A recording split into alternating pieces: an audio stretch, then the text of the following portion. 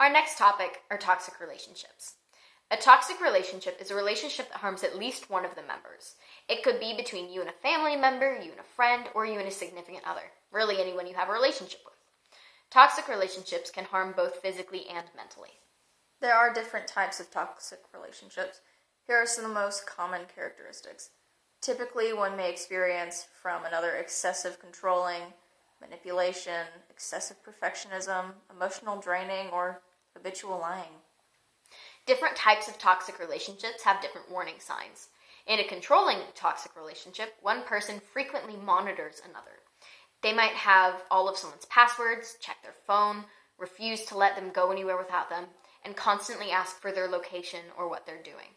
Isolation is a typical controlling behavior. An example of this is having to get permission to go places or meet people, constant phone calling or text messaging, or even limiting the amount of time spent with friends or family. Another way to control someone is to manipulate them. You will often see some manipulation in controlling relationships. One method of manipulation is being hot and cold. This means the abuser will ignore the victim and treat them badly when they argue or don't agree on something. Then the abuser will shower the victim with attention and gifts when they do something nice as a reward. And a method to keep the victim around. It's difficult to leave someone when they occasionally do really nice things. The victim will often feel like they owe their abuser.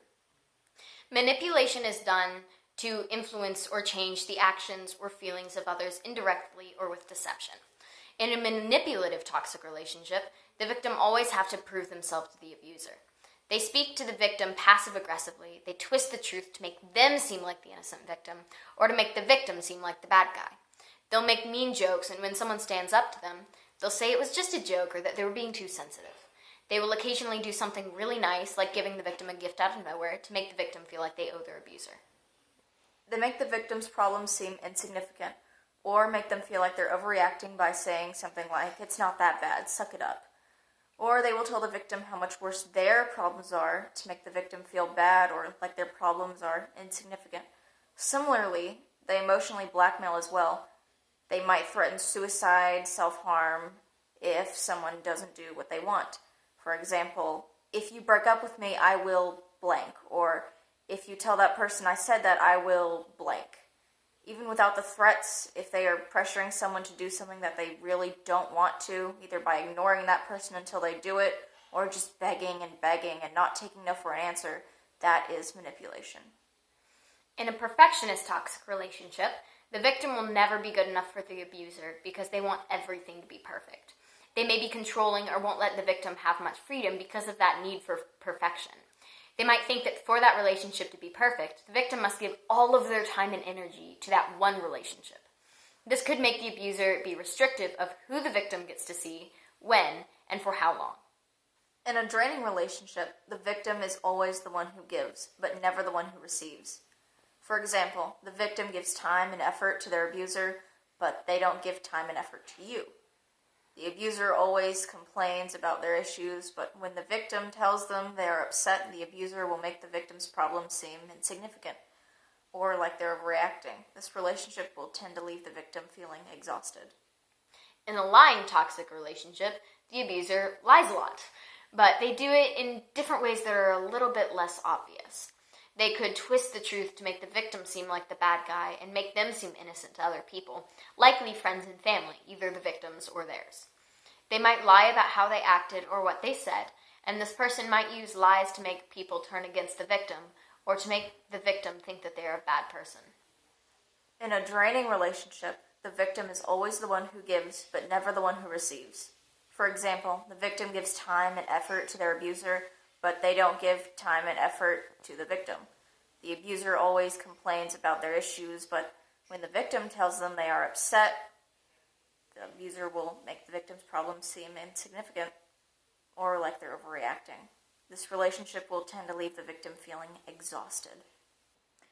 It can be really hard to recognize that a relationship is toxic. It can be even harder to end it.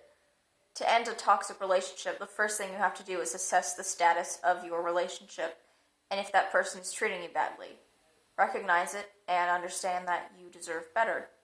You also have to recognize that sometimes toxic relationships are not one-sided.